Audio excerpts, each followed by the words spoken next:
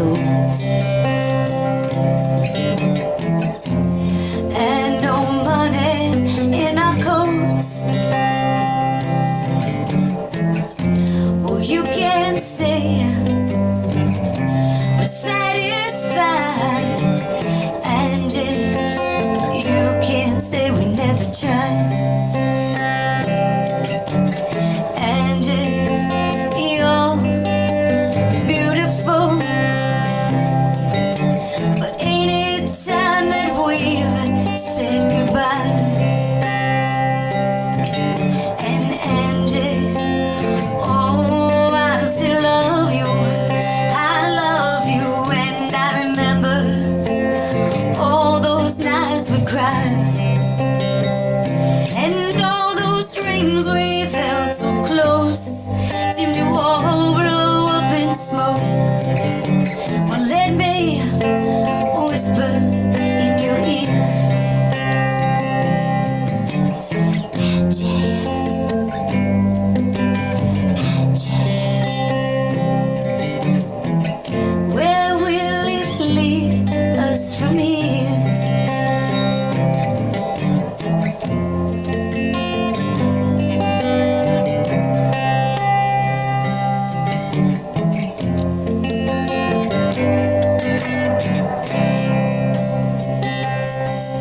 Oh, Angie, don't you wish, 'cause your kisses still taste sweet. Oh, but I hate that sadness in your eyes. Hey, Angie, oh, my pretty Angie, oh, ain't it time that we've said goodbye? Oh, with no loving in our souls, and no money in our coats.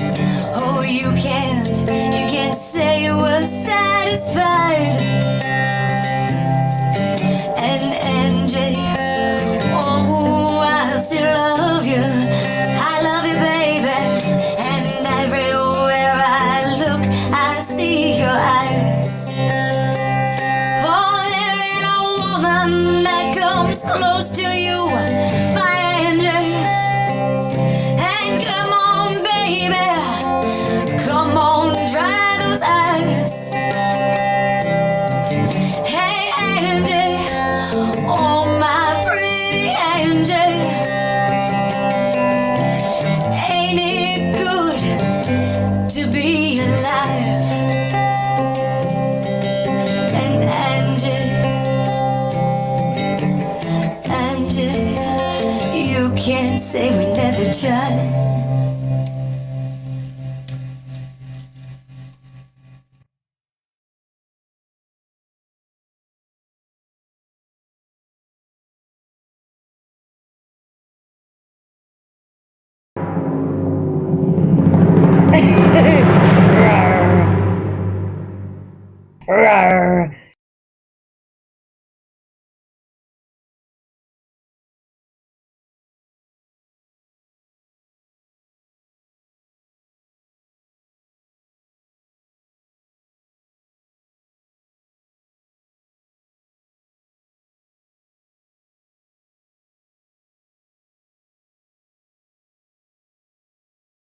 Well, this has been something that has actually been a sort of bucket list item for me ever since like 2005, 2006.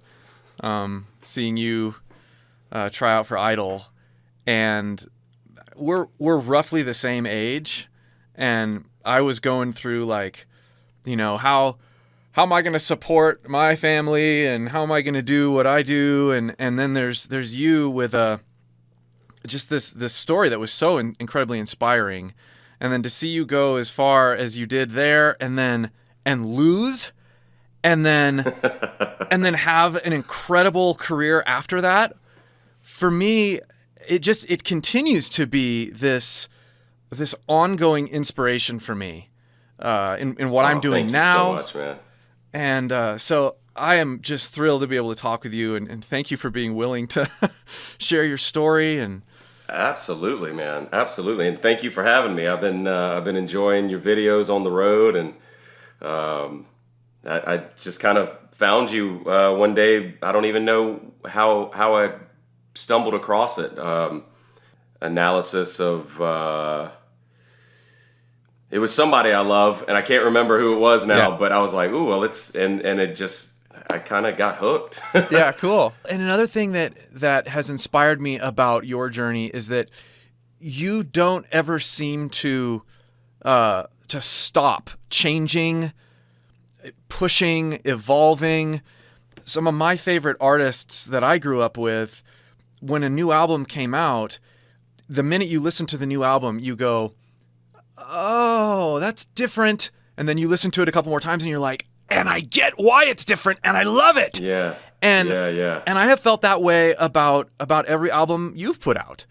Oh, thank you, man. And particularly with the latest one, Dearly Beloved, there are so many things in there that both point backward and show your evolution and growth as a songwriter and vocalist.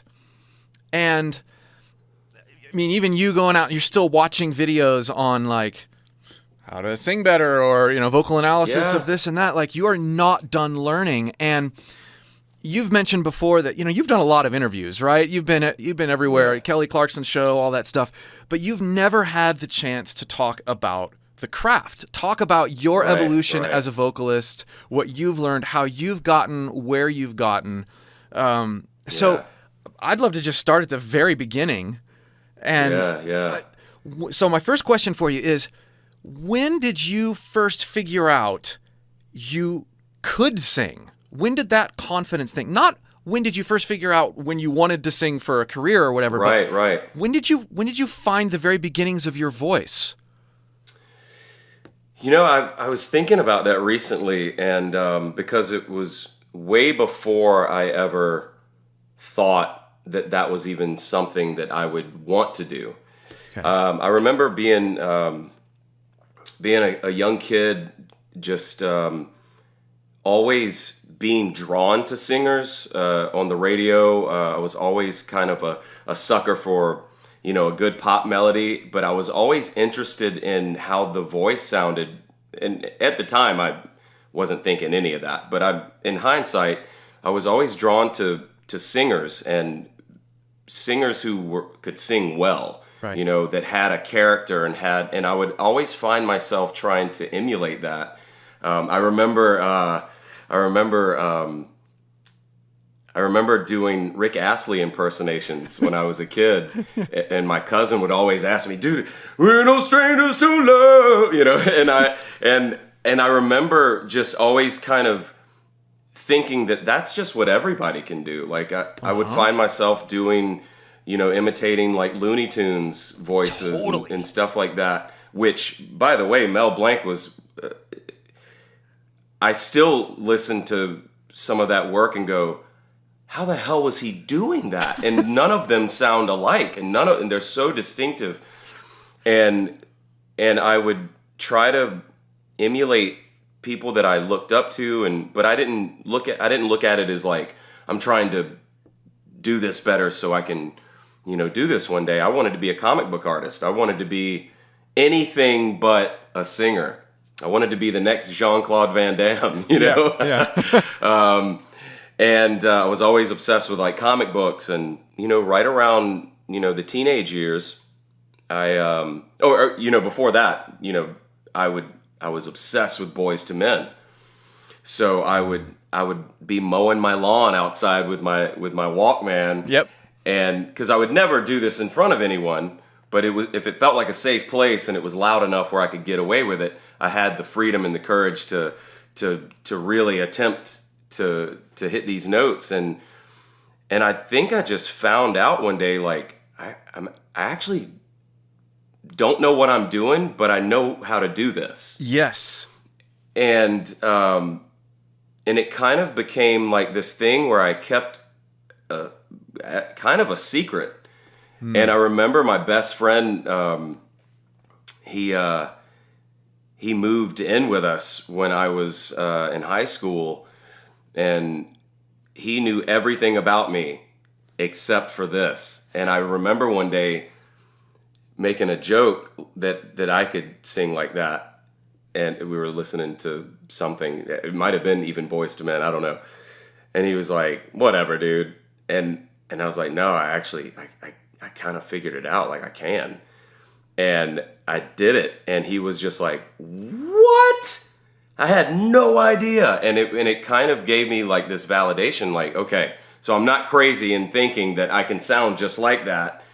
And then, you know, I was kind of getting into grunge at the time through, I think my first real, I mean, obviously I knew of Nirvana and I knew of Pearl Jam, but the thing that really grabbed me by the throat and was like, listen to this, was Super Unknown. And that record was like, I remember going, I want to know how to do that. Like, how do I take what I'm already doing and do that? And I just couldn't figure it out. I couldn't figure out how he was such a baritone, Chris Cornell, and he would go into this, not only this register, but it had this ping to it that was just like, it didn't compute in my brain. Like, is that full voice? Like, I didn't understand it. I didn't understand the mechanics of it. And then my brother turned me on to this band called Liepe, which I quickly dismissed. I was like, he played me the beginning of Throwing Copper, and there's this song called Damn It Otter Creek. And I remember hearing it, and I was like, I don't know, this is a little weird for me. But then I found myself stealing his cassette one day and just really listening, and I was just like, this might be the best thing I've ever heard. There was something about Ed Kowalczyk's voice that felt accessible to mine and what I was already doing, and I like instantly found myself imitating him. Like, I found myself able to do the things that I found so cool about his voice. I was like, oh, I naturally have that. I know how to access that. And then later I found myself, once I was able to kind of find that placement and kind of extrapolate that and apply it to other singers like Maynard and Chris Cornell and Lane Staley, and I was just like kind of finding trial by fire, really. And I was, going back to, as a kid, I was always obsessed with, like I said, singers, George Michael, Michael Jackson, Prince, and I found myself wanting to be those guys, but I didn't find myself, I wasn't like, I want to be a singer like them. I just wanted to be them. They were so freaking cool, and in their character and their persona that I was just drawn to that for whatever reason, and I had no idea, even an inkling of an idea that music was even gonna be a part of my life. Like, it wasn't even something that, like, I wasn't putting the two together. I was just obsessed with like cool characters and and so it started to kind of make sense later. I had a friend in high school, and this is the impetus of becoming who I am. Like, this moment that I'm about to tell you was kind of like the light bulb. We were in algebra class. I had a friend of mine and by the way, I'd been around music all my life. My dad plays guitar. My granddad played lap steel and guitar, and it wasn't music that I was into. They played country, and it just didn't. I think I remember my dad trying to show me a few chords when I was like 9, and I was like, okay, I'm done. You know what I mean? And so fast forward to 10th grade, I believe. 10th or 11th grade, I'm in algebra class with my friend Robert Nesbitt, which I've countlessly credited him for my career. He played guitar, but he was playing stuff I liked. I remember hearing him. One day we were kind of messing around in class. Class was over, but we had some free time, and he was playing acoustic guitar, Fellow on Black Days, and I was like, ooh, that's my jam. Yeah. And we just kind of started bonding over music, but he still didn't know I was a singer. That wasn't something I'd really disclosed. And one day, my algebra teacher, he was super cool, Ron Schultz, we're still friends today. He was this young teacher at the time. I think it was his like first or second year at the school. I think he got bored and ran out of things to give us. So he was like, "Hey, we're gonna put you in groups, and I want you guys to write a song / poem using the terms that we learned this week." Oh, cool. And I've never done anything like this. I've never wrote a poem, never. So we happened to team up with this girl that I'm spacing, and I feel terrible because I cannot remember her name. I'd have to go through my yearbook, but I'm gonna call her out one day. And she wrote poetry. So it was me, Robert Nesbitt, and I can't remember her name, and I feel terrible about that. We wrote this song called Average.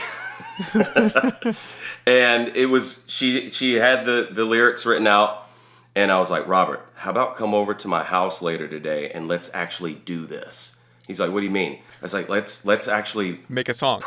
Yeah. Let's make a song out of this and let's perform it. Yeah. And I can't even believe I'm saying this because I've never done this in my life. Well, I kind of have. We'll go back to that because that's a funny story, but not seriously. Yeah. So he was like, "Cool." So he comes over after school and he starts playing this beautiful finger picking ballad. And I'm like, "Yeah, that's what I'm talking about. Like, let's do a ballad. Let's like really milk this thing here." And so I'm looking at the lyrics and I can't remember them. I wish I still had them. And I don't remember the melody, but I remember being terrified and nervous, but I knew what I was capable of, but I was terrified. And I just started kind of, this low register, and he was like, "Dude, you sound like Tracy Chapman." And I was like, "I love Tracy Chapman. That's awesome." And I kind of was like, "Oh, I kind of have a melody for this." And it was making sense to me, and I kind of got this feeling of like, man, we're creating something really cool here. And so later we played it for my parents, and they were like, they didn't even know. I mean, they heard me sing, in the car and stuff, but nothing serious. And they were like, "This is really good, guys." And so we took it to school the next day, and I was like, "Mr. Schultz, we want to play this song." And he's like, "All right."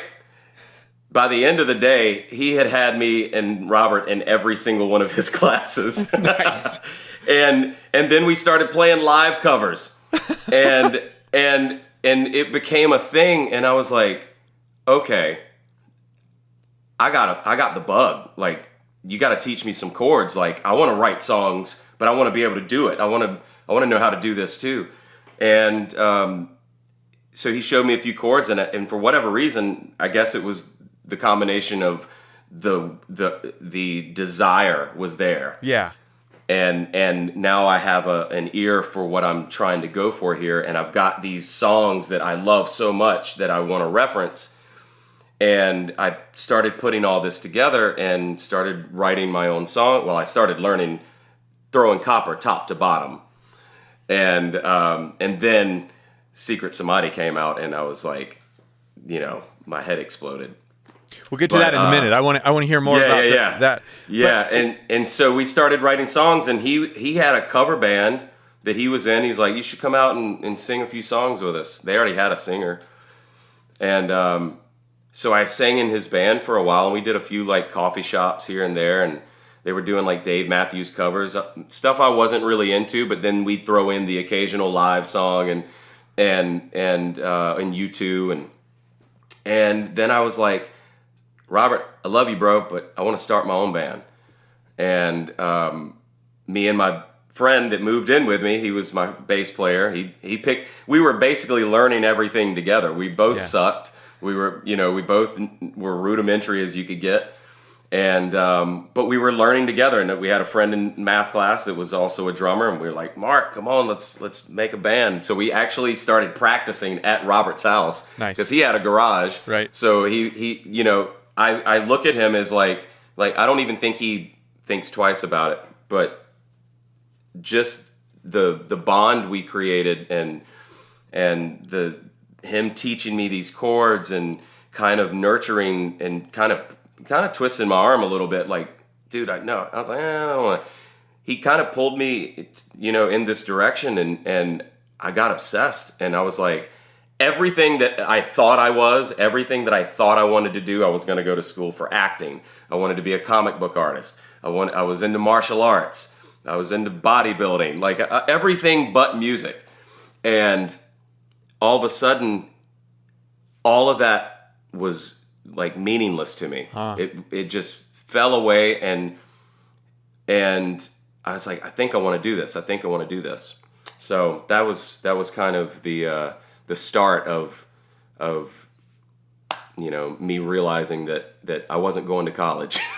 So what I love about this so far is that you started as a primitive, curious mimic, right? I mean, Yeah. you're listening to cartoon characters, you're taking these sounds and you're experimenting with them in your own voice, and there's no judgment coming from you. You're just like, I wonder if I could sound like Bugs Bunny. I think one of my favorites was Marvin the Martian. Uh-huh. Oh dear, you know? Right.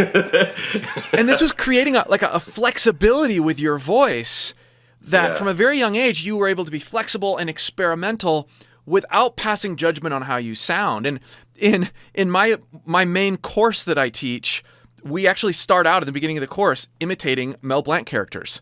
I mean, that's incredible. That's the thing that we do. And you stumbled upon that just as a natural, curious kid. Yeah. And then what I love about it is that in the midst of this playful experimentation, which you just said, like, you weren't going for like being good or initially trying, you just liked these guys like Prince and stuff because they were cool, not because you thought you could actually do it. But these two worlds collided, right? This like, oh, I can do weird things with my voice, and these guys in their own way are doing weird things with their voice. And I had the same moment when I first heard Super Unknown. It was this, how, I can talk like him and I can sing the low parts, but then there's this godly thing happening. Just, totally blew my mind. But I had the same sort of thing where I had Super Unknown, and then I had this handful of albums over here that were way more accessible to me. I can do this stuff. Yeah. And it's just so fun to hear you progress like that. And it started with playful experimentation and non-judgment. That you and even in that moment, in those moments, you had people going, "Huh, that's interesting. I didn't know that you could actually," and you fed on that reinforcement and the physical sensational reinforcement, and those started to gel. That's awesome. Yeah. As a matter of fact, the emulation really, really worked out for me when I heard Live was coming to town. And at this point, I had gotten pretty decent at guitar, and I could play, a lot of the songs off of Secret Samadhi. And I called the radio station. This wasn't a contest, by the way, but I called them up. And this was back when radio stations would answer the phone, and you would actually be on the radio, right? If you called at the right time, you're like, oh my God, this is happening. And so I called them up, landline. Obviously, this is back in the '90s, and I said, hey, I know that you guys aren't doing this, but if I could sing like Ed Kowalczyk on the air, could I get tickets to the show? And they were like, oh, this is going to be good. This is either going to be really terrible. Either way, we're all ears. So I picked up my guitar and I played Turn My Head. And it was dead silent. And they were like, hold on a minute. We're going to put you on hold. Like, they were like jaw dropped. And they came back and were like, yeah, buddy, you got 2 tickets. No problem. That's that awesome. was like ridiculous. What? And my brother and his wife were in the other room, like high-fiving.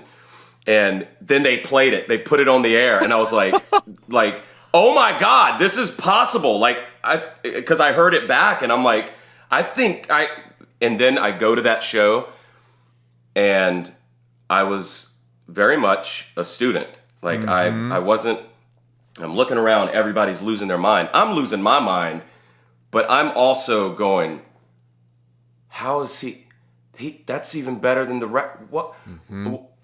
Oh my God, my head's about to explode. And I was like, that's what I want to do for the rest of my life. What I just saw is absolutely, like, it was in that moment, I was 17 years old. It was in that moment that I was like, there's no question in my mind. I don't care how famous I get. It's not about that. I want to do that for the rest of my life. And it changed my life in that moment. So that's Liepe's sophomore album, right? Well, actually, I thought it was. And then I found out they had a first one called Mental Jewelry. Oh, so Throwing Copper was like their breakout album. Throwing Copper was the second album, but it was the one that sent them to the stratosphere. Right. And then Secret Samadhi came out. And then, it took me a minute to wrap my head around that record because it wasn't as radio accessible as Throwing Copper, which had like hit after hit after hit. Right. But there was things that he was doing vocally. Yes. In that record that made me just in love with the album.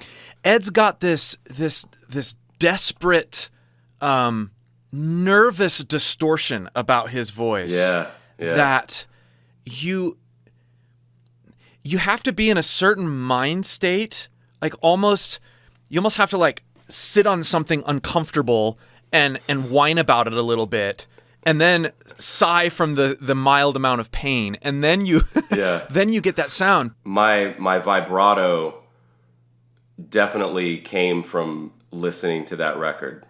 That really sharp, fast vibrato, and it became kind of just this instinctual thing that I can't really get rid of now. And so that there was such an urgency about the way he sang that record. One of my favorite songs on that album is Graze. And when that chorus hits, from the juxtaposition from that low, like, people should not be afraid, and then forget your mother and your father, it's just so, it was like, it gave me chills. And man, that record was a slow grower for me, but it is probably my favorite live album to date. Wow. So you'd made the decision that this is what you were going to do, and you'd already been dabbling with mathematics, songwriting, and and playing live songs on the radio. Yeah. And did you find yourself at that point, like, I know you said you were being a student at that live show. Did you catch yourself going down specific vocal rabbit holes even at that age? Like listening to a particular song, for example, and being like, I got to figure that riff out. Like for me, which I would later discover how to do it, but when I was younger, I listened to that portion of The Day I Tried to Live, where he was right as he's going to that final out, right? I woke the same as any other day, Yeah. It was that I would wear out every cassette, and I would, were there moments like that where you were just like surgical into, I want to know how they did that and putting it into your voice? And if so, what were some of those areas? I remember doing that with Tool. Yeah. Because he has such a beautiful, haunting tone, and I was like, ooh, I can do that. But then he would get up into this bitey, like, and I've taken things from every one of these singers, Right. and applied it to my, there's this belt that also has the growl, that also has the bite, but it also has this support and compression and control Yep. that doesn't feel like it's gonna get away from him. And Right. and I really loved how that sounded, and I was like, and I think it kind of taught me compression and taught me how to like really hold it up in here without it feeling like it's like a balloon losing all its air. Yes. Yes. And so I would usually get obsessed with one particular song, and I would drive and listen to it ad nauseum, and I would.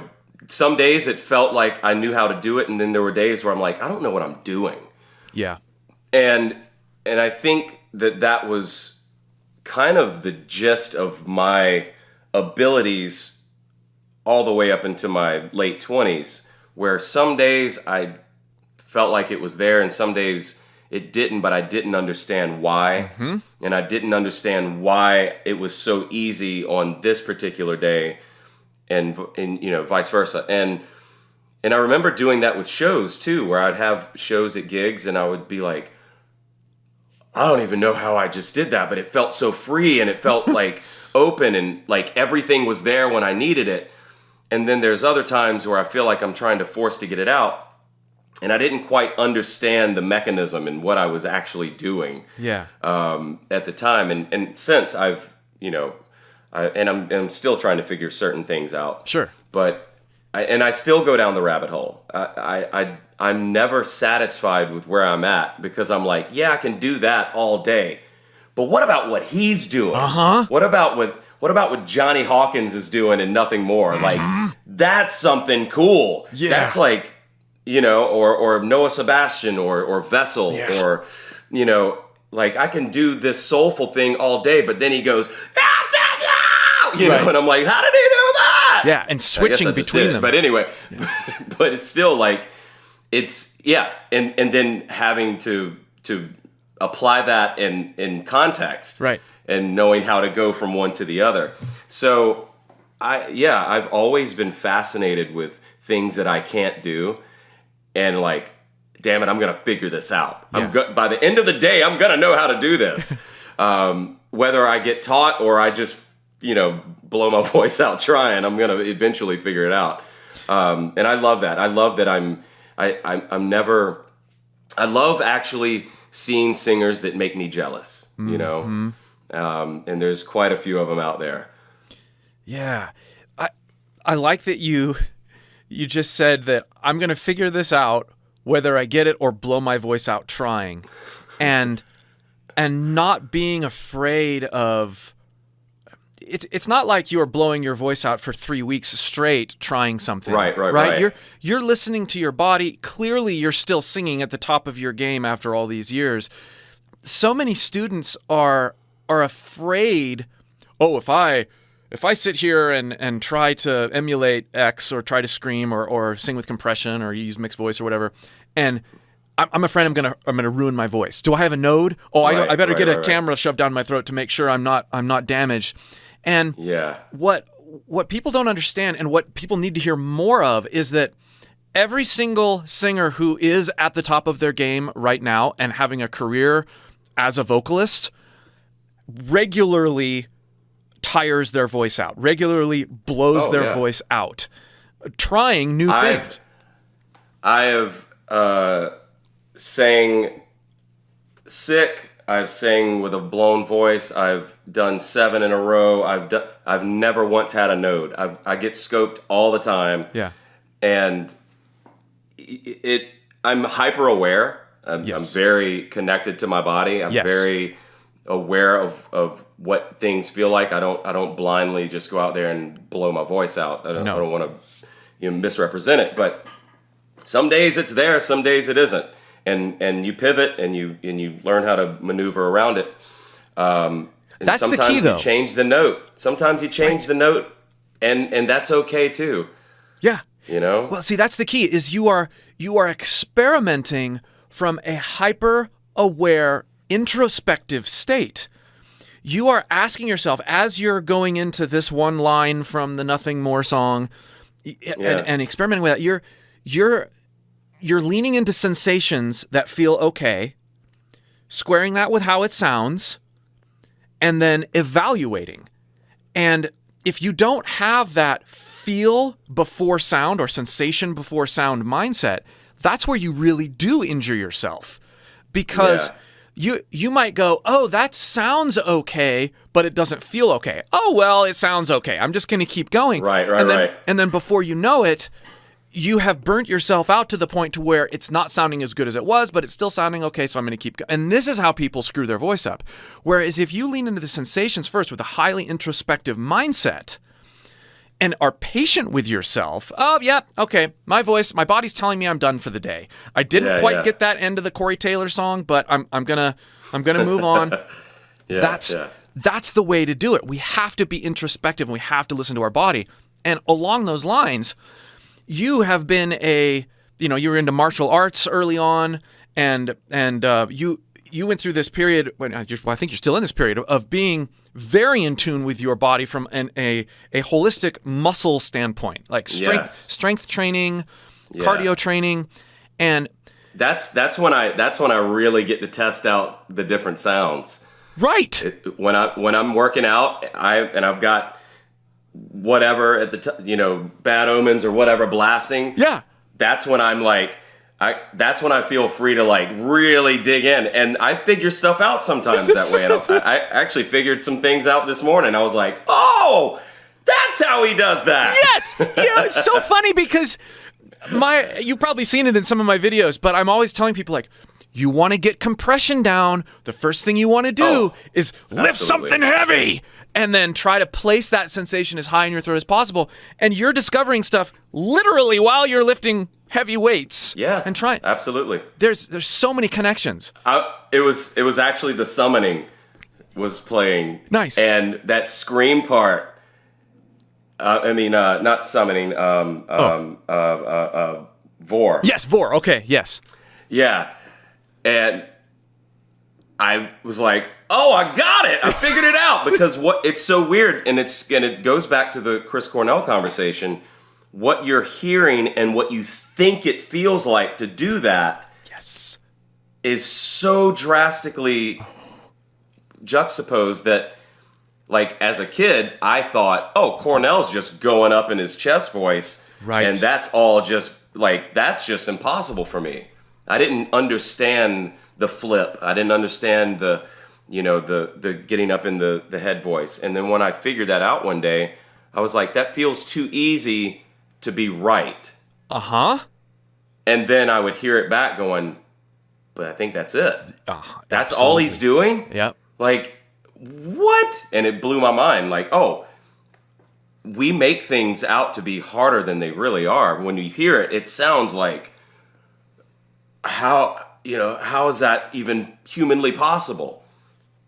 And that's why I'm so fascinated with your channel, because I seen you talk about things, and I was like, oh, so I am doing it right, because I didn't have vocal training as a kid. I didn't have these resources when I was trying to figure it out. I couldn't go to YouTube and go, oh, okay, that sounds like what I'm doing, the way he just described that. Yeah. And when I heard you talk about compression, and I always said, oh, it's just kind of like I worked with Ron Anderson cool. years ago, rest his soul. Yeah. And he kind of described it to me like, it's kind of like taking a dump.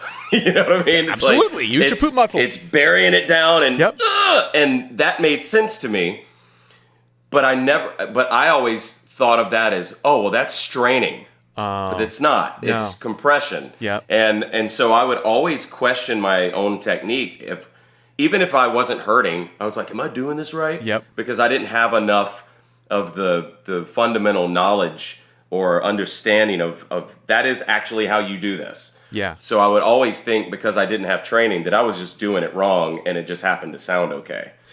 Another thing that really has spoken to me over the years is watching or listening to super,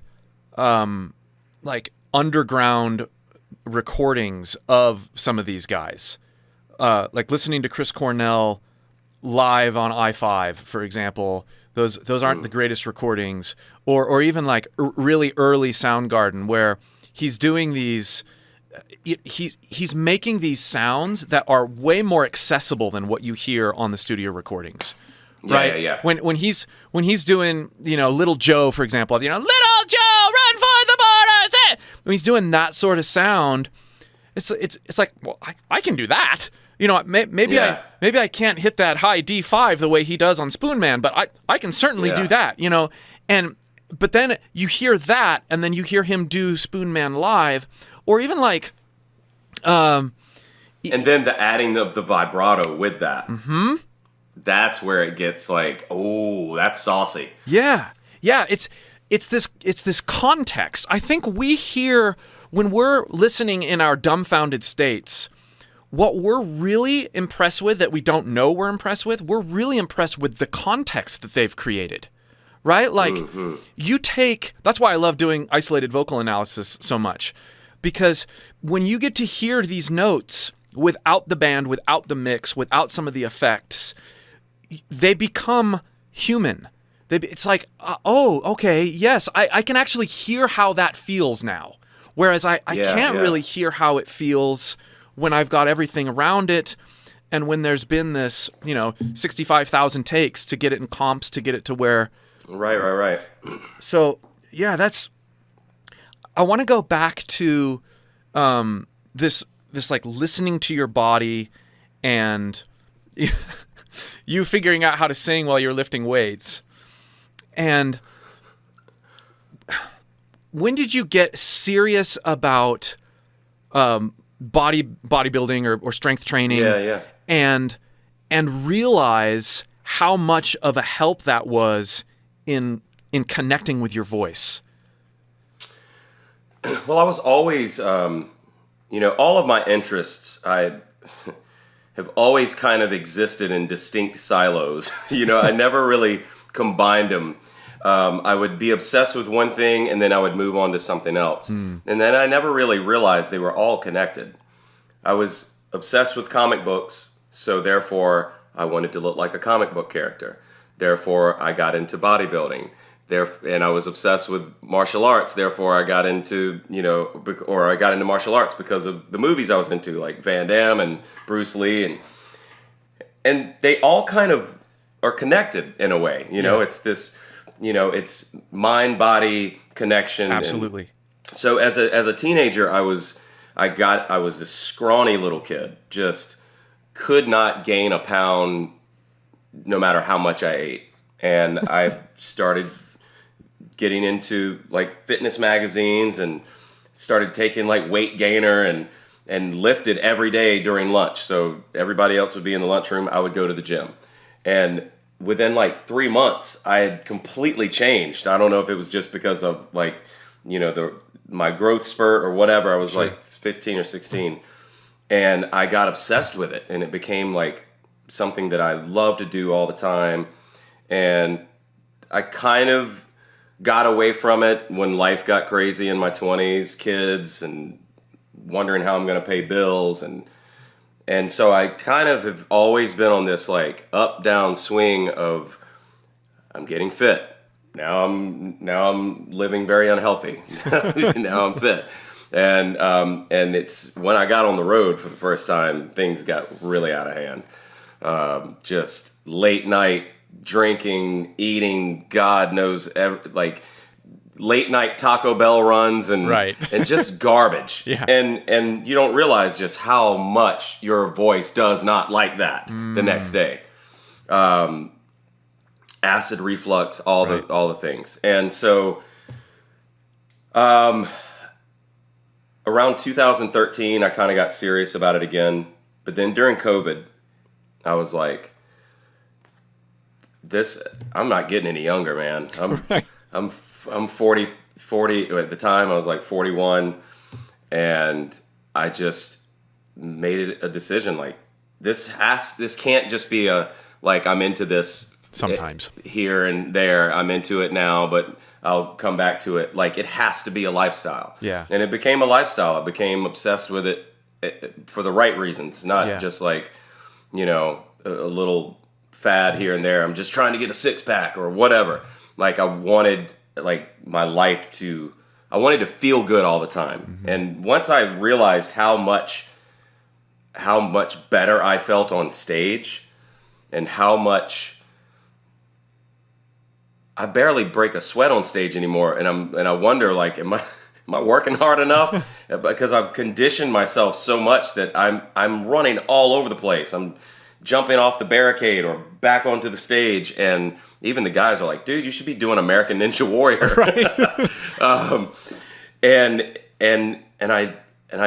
I find myself just, I'm not winded. I feel more in control of my instrument than I've ever felt in my life. And so I think it plays a big role in the control and the health of your voice. Well, not only is it an accessory or a vehicle for you to discover new things, because you're free to grunt and do things as you want to while you're lifting weights, but there's this sense of you can't lift weights and expect immediate results. There's this trajectory that you have to put yourself on, and then over time, your muscles develop. Over time, you lose fat, but this thing that happens over time is something that you can see, feel, experience measurable progress. Our voices they're just muscle and tissue controlled by our mind, which is the same thing as the bicep, which is the same thing, So it's very allegorical, right? We have this, 3 months later, I can now see my abs again, and I can lift heavier weights. I'm not winded on stage, whatever. I mean, it sounds like we both experience the same things with our voices. Mm-hmm. I've been making this sound now in these short increments, these short training sessions or experimental things while I'm lifting or screaming in the car or whatever it is. And then you look back almost without thinking about it, going, oh yeah, 3 months ago I couldn't really make that sound the way I make. I mean, I was making the start of that sound, but now I'm making it and it's more seasoned. It's beefier. It's because the muscle memory. You got the mind and body connection. Yes. And you know how to access that feeling. Yes. Yeah. The muscle memory is there. The sensations are squaring now with the sound, but it takes a long view, at the minimum, a mid-range view.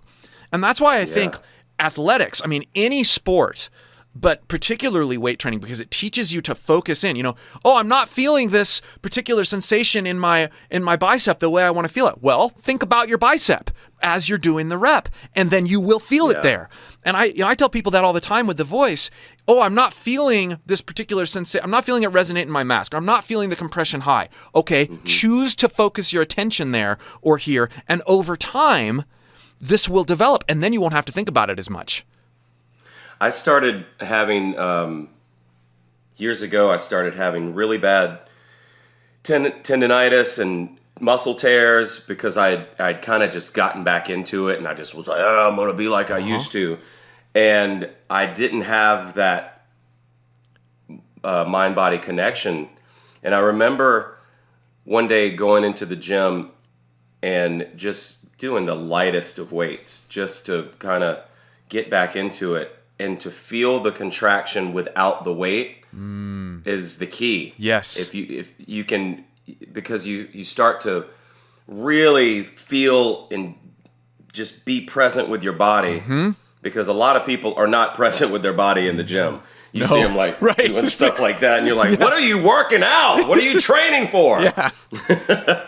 Yep. And I started to just become more present in life, really, which starts to trickle down into every other aspect of your life. And I stopped having injuries. I started having gains. I started to really, and also, going back to the working out and singing, I actually found I used to not be able to do it at all. But I also found that when you are able to, there's this, it means you're doing it right. If you can compress that breath and run on a treadmill and belt out Shinedown, then you're doing something right. And I started to really kind of gauge my progress with how well I could sing while working out, because it meant that I was able to control the breath. I wasn't over exerting. I wasn't over pushing. And I don't know, maybe there's something to that. Yeah, it's like you're more than working out the muscle, more than tearing the muscle, more than phonating or vocalizing. You're training yourself to be present to your body in multiple ways. And you were joking about people going to the gym and doing flailing around and doing all sorts of things. Vocalists do that all the time, right? And especially when they're trying to sing like someone else. Oh, I want to go sing like this person, and they flail around because based on what they hear, they make incorrect assumptions.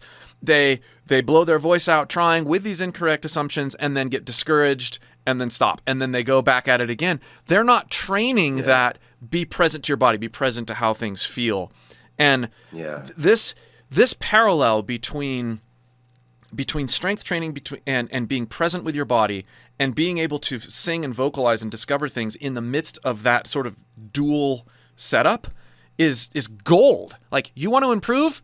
Learn multiple ways to be present to your body at the same time. And your voice is going to skyrocket, and you're going to look better and feel better. Yeah, exactly. Yeah. And feel great. Yeah. I mean, that's really, there's nothing like, I look at pictures on stage now and I'm like, oh, I'm finally like, this is who I've always wanted to be, and I feel more confident on stage than I've ever. I remember just years of, felt like posturing, I'm like, am I doing what I saw somebody else do and that's what I should do here? Yeah. And I wasn't free. And so there's a reason I say that, because that also puts restriction on your voice. Sure. Because you're sitting there thinking about trying to look like somebody that you're not. You're also trying to sound like somebody you're not. And all of a sudden you can't do it because you're using improper technique. You're not free in your instrument and your body. In your own expression. Yeah, you're not free. Yeah, you're not being yourself. You're trying to be someone else. To create your version of that. Yep. And then what you don't realize is that in that moment, you're judging yourself because you're not sure you can really do it. And so simultaneously, you're going, well, if I'm judging myself, everybody out there watching me is probably judging me too. And then you just implode. So you can't. Now, this is good. I want to go. It's like the dream where you're naked in front of class and you're like, I'm exposed. So you're at this moment now, but you didn't understand this when you were auditioning for Idol. I want to talk about the auditioning for Idol and that whole process and like being judged. I mean, the whole thing is about judgment, right? Yeah. You're being judged there. And then I want to juxtapose that with your experience on The Masked Singer and how much you've grown between the two, and tie in what you just said about, really coming into your own and being present to your own body and your own experiences and being able to be yourself. Talk about that in light of these two hyper public experiences. Yeah, I can't watch any of my performances from Idol anymore, because there were certainly elements of what I do now still there. Yeah. But I didn't have the control or the access to freely do those things because I was, at the time, I felt like I knew who I was. Yeah. Looking back, I was very much still in the mimicking or trying to mimic phase, or trying to sound like something and trying to produce a sound that I thought it needed to sound like, as opposed to just being free with my voice. Right. And so I would lose my voice all the time on Idol. I would get one song done and I was like, how am I going to do this next week? Meanwhile, I had already been playing in clubs for almost 10 years at that point. But I still think it was like I said earlier, there were days where I'm like, oh, it's all there. And then there were days where I didn't know how I got there. So then you try to get there with what you think you did, and you're creating a different sound than what it was when it was actually free. Right. And you don't know how to kind of reconcile the two, so you end up overdoing it. And we didn't have ear monitors, by the way, on Idol. Right. So you're chasing the wedges that are in the floor. Sometimes you can hear good, sometimes you can't. And I have a tendency to, if I can't hear myself well, I will absolutely overdo it. Right, you'll push so that you can't. Yep. Yeah, because I'm trying to compensate for my own volume, and I don't even realize, I don't feel like I'm pushing harder, but I am. Yeah. Because I can feel it instantly after I'm done. Yep. So that was terrifying. Idol was I had been playing in clubs for essentially the guest list for 8 to 10 years, and then now I'm on national television. But the audition process, Denver, Colorado, it's where I auditioned because the audition got canceled that I was going to do I was living in North Carolina at the time, and it was supposed to be in Memphis. And Katrina just happened, so right. That got canceled, and the next city was Denver, and so the people at my job raised up some money to fly me to Denver, and I was at Broncos Stadium, 5:30 in the morning, in a long line, and I have no idea how this is going to work. I just knew I needed to do something. Yeah. I was tired of spinning wheels. And I had auditioned for Rockstar NXS the year before that, and that didn't work out. So I was like, well, and I always had this, it was always hard for me to, reconcile that feeling of would any of my heroes do this? There's always that in the back of your mind, judging yourself. Would Prince do this? Right. Would Chris Cornell have done this? Would they have gone out for a TV show like this? So it was already this thought of there's nobody doing, this kind of rock on the show. So the chances of me even being on the show are slim to none. What's there to lose? Yeah. And I go out there, and the original audition, they bring you in different lines out on the field. At least that's how it was at this. I don't know how they do it now. But each line had a producer. So each person at the front of that line would step up to their respective producer, and you're all singing roughly at the same time. But you're spread far apart enough where it's, you're not, math sucks, but I'm thinking 10 to 15 yards apart. Yeah. Right? And I step up and I belt out CCR's version of I Put a Spell on You. And it was all one color. It was all just, all right. Up in that nasally grit, just going for it. Everybody stopped singing and was like, because I was louder than everybody. Right. And they were like, yeah, you go on through, buddy. And then the next day I had to audition for the executive producers, and they were like, and I did the same thing, same song. And they were like, nah, it's too aggressive. If you're gonna do something with some rasp, maybe do some Joe Cocker. And I'm like, I don't listen to Joe Cocker, but okay. And so they suggested to do The Letter. Right. For Simon, Randy, and Paula. So I worked up a version of that felt like me. And once again, I go in there and I'm just terrified. I'm not focusing on being a performer and you know, and getting, you know, and showing star power or making sure that they like me. I just want to get these freaking notes right and sound and nail every part of this so I can get on this show and hopefully get some gigs. You know what I mean? Like that's my thought process. Get out there just enough so that I can go back home and play gigs and make a living. What's interesting, so I want to highlight something you just said. Like, you weren't thinking about entertaining, you were just thinking about getting the notes right. Yeah.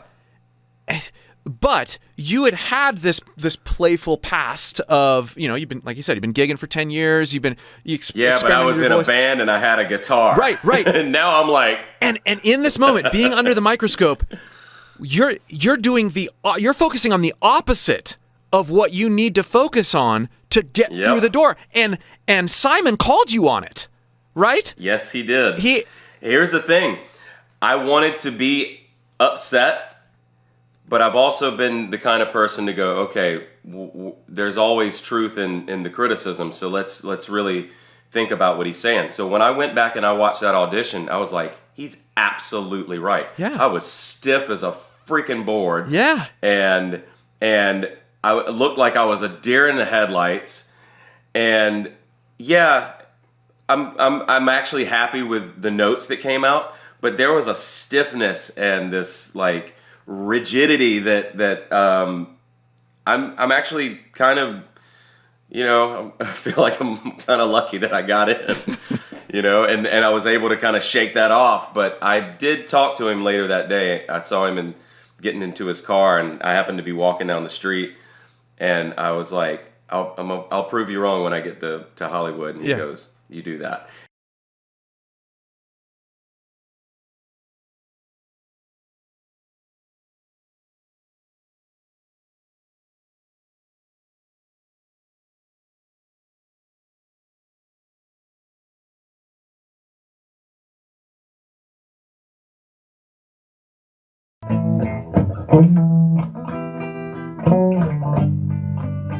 I love you, oh loves. Do you have those? Do you wanna share them with me? I love you, oh loves. Oh, do you have those? I'd like to share mine with you. Can we share?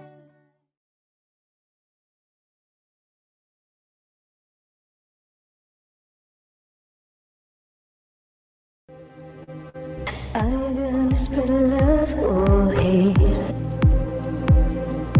Are you gonna spread love or hate?